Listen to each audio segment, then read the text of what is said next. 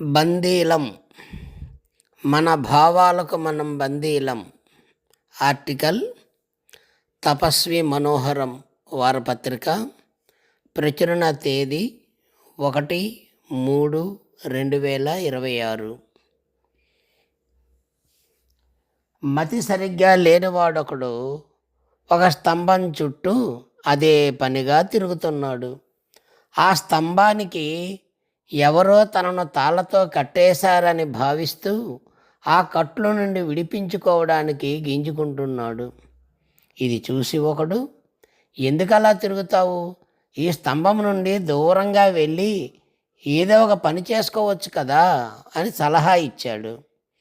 నన్ను ఈ స్తంభానికి ఎవరో కట్టేశారు, దయచేసి ఈ తాళ్ళు విప్పి నన్ను విడిపించు అన్నాడతను దీనంగా. అతని మాటలు చేష్టలు మనకు నవ్వు తెప్పించవచ్చు, కానీ మనం కూడా మన భావాలకు బందీ అయ్యి వాటి చుట్టూ తిరుగుతున్నాం. ఎవరో వచ్చి అతన్ని ఆ స్తంభానికి తాళ్ళతో కట్టలేదు. అతనికి అతనే ఊహించుకొని భ్రమలో ఉన్నాడు. అలాగే మనం కూడా మన కంటికి కనిపించని భావాలు అనే తాళ్ళతో మనకు మనమే కట్టేసుకొని బందీలమైపోయాం. వీడు మనవాడు, వాడు మన శత్రువు. వీడు మన కులం, వాడు వేరే కులం. వీడు మంచివాడు, వాడు చెడ్డవాడు. ఇలా మన కోపం, అసూయ, ద్వేషం, చివరకు ప్రేమ కూడా మన భావనే. ఈ భావాలలో మనం బందీలమయ్యి ఆ పిచ్చివాడు స్తంభం చుట్టూ తిరుగుతున్నట్టు మనం భావాలనే తాళ్ళతో కట్టబడి మన భావాల చుట్టూ మనం పరిభ్రమిస్తున్నాం. అందుకే మనం మన భావాలకు, ఆలోచనలకు బందీలం. విశాల దృక్పథం పోయి సంకుచిత మనస్తత్వంతో కంటికి కనిపించని భావాలనే తాళ్ళతో కట్టబడిన జీవులం.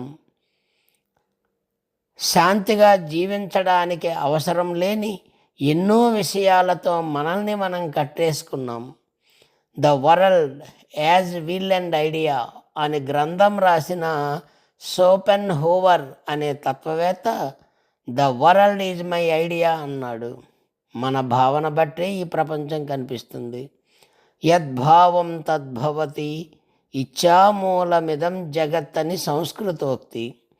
మనలో ఉన్న ఇచ్ఛ అంటే కోరిక మనలో ఉద్రేకాలుగా, స్వభావంగా, మన ఆరాటంగా, పోరాటంగా వ్యక్తమవుతుంది.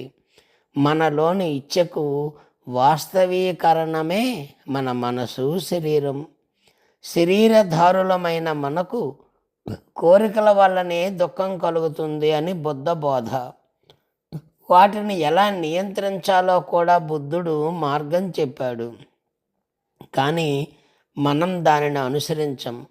అష్టాంగ మార్గం అనుసరించి ఉంటే మన భావాల నుండి మనం కొంతవరకు విముక్తులమయ్యేవాళ్ళం. ఇచ్ఛ వలన కేవలం దుఃఖమే కాదు, శక్తి కూడా కలుగుతుంది.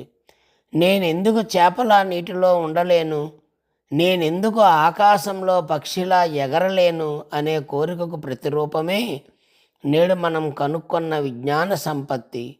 నేడు మనం అనుభవిస్తున్న స్థితికి మనలోని కోరిక శక్తిగా మారడం వల్లనే సృష్టిలో అన్ని ప్రాణుల కంటే గొప్ప స్థితి పొందాం. కానీ కపటం, కుళ్ళు, అసూయ, ద్వేషం, అత్యాశ మొదలగు భావాలతో బందీలమయ్యాం. బాధ్యత గల ఇంటి పెద్ద తన భార్యా పిల్లలకు ఎలాంటి కష్టం, నష్టం కలిగించకూడదనే కోరికతో అతనిలోని శారీరక, మానసిక శక్తులు అందుకు అనుగుణంగా రూపుదిద్దుకుంటాయి. అలాగే మనలోని భౌతిక, నైతిక, ఆత్మిక బలహీనతలను జయించగలిగే, ఇంకా బలంగా, స్వేచ్ఛగా, సంపూర్ణంగా జీవించగలిగే మనుషులుగా మనం కావాలి.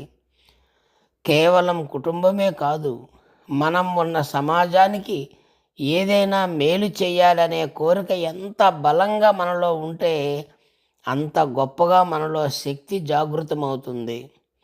మన ఉద్రేకాలను నిగ్రహించి మనలోని కోరికలను ఇతరుల మేలు కొరకు వినియోగించగల మానవుడు, గిరిగీసుకొని ఉండకుండా తన అసంబద్ధ ఆలోచనలకు బందీలు కాకుండా ఉండే మానవుడు రూపుదిద్దుకోవాలి. మనసులో కుళ్ళును పారద్రోలగల సునిశిత పరిశీలన, మానవ కళ్యాణానికి సహకరించగల శుభప్రదమైన ఆలోచనలు, కోరికలు ఉన్న మానవుడు కావాలి. ఇలాంటి మనుషులను అరవింద మహర్షి అధిమానవుడు, సూపర్ మ్యాన్ అన్నాడు. అలాంటి మానవులున్న జాతి అధిమానవ జాతి, ఏ రేస్ ఆఫ్ సూపర్ మెన్గా మారుతుంది అని చెప్పాడు. ఈ దిశగా మనిషి పురోగమించాలి.